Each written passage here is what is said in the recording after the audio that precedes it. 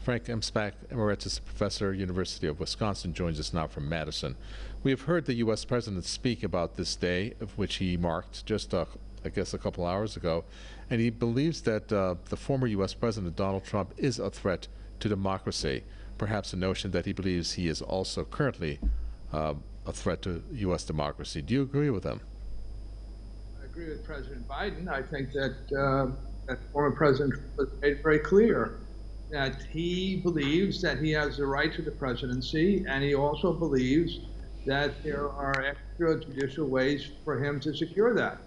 So clearly, he's been mobilizing people in various ways, both legal and illegal, to make that point.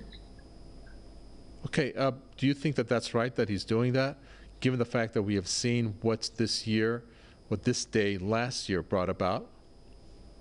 I don't think he's right. I think the question is that he has, as President Biden said, a desire for power. Clearly, in 200 years, no other president has done what he has done in terms of trying to disrupt the process. Even during the American Civil War, the South recognized the legitimacy of the election, and they said, well, we don't accept it, and then they left, they seceded. But they didn't say the election was a fraud. And that's what's really different here. And President Nixon the same way. He, eventually was forced from office, but he did not contest the legitimacy of the election. And what former President Trump has done, which is much different, is contest the legitimacy of the election and put into question the election. And therefore, if the election is fraudulent, he has the right to intervene. That is a completely different thing this time around than any other time in American history. Well, is the election process also in question here? The election process is in question. The issue of the Electoral College is in question. And the fact that it's possible in this country for a person to accede to the presidency with a minority of votes. That's what happened with Trump. Hillary Clinton had 3 million more votes than President Trump did. And the fact of the matter is that Trump's votes were in certain states so he could put together a victory in the Electoral College, which I'm sure is obscure to most of the listeners here. But in fact, in the United States, we have indirect election of the president. We do not have one person, one vote system for the election of the president. So moving forward, if the election process itself is somewhat in question, I'm guessing that many in the U.S. believe that, then does that put at risk another election and the results to come out and the way that people will react given what Americans have experienced?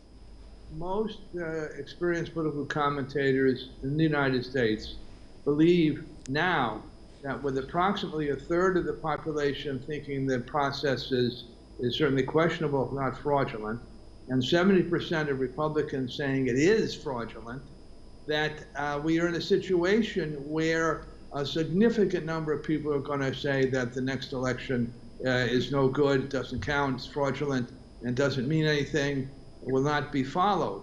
And many commentators believe that that in itself will result in the disruption of the election process in certain states. So just to cap this off, doesn't this mean that there is not a functioning democracy in the U.S.?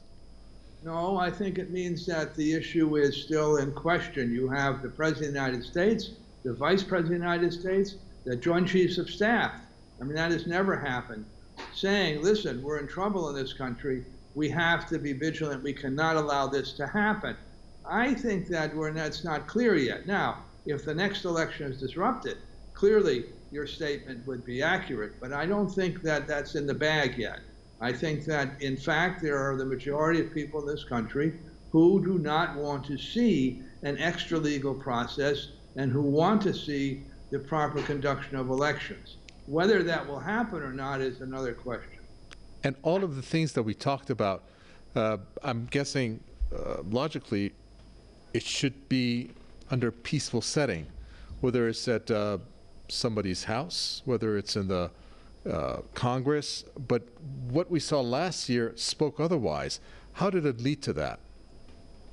Well, that's a whole nother thing. I don't think we have an hour here, but it led to, because for the first time in history, a sitting president said, the election is fraudulent. I'm not going to recognize the successor, my successor. We should fight. And that's how we had the immediate issue at the Congress or at the Capitol. But I mean, leading up to it, starting really almost a year ahead of time, then President Trump began to raise issues about the election, claiming that there were problems. So he worked hard to set this up. This was not a spontaneous upheaval. All right, it was a pleasure. Thank you so much, Frank M. Spack, Emeritus Professor at the University of Wisconsin. Many thanks.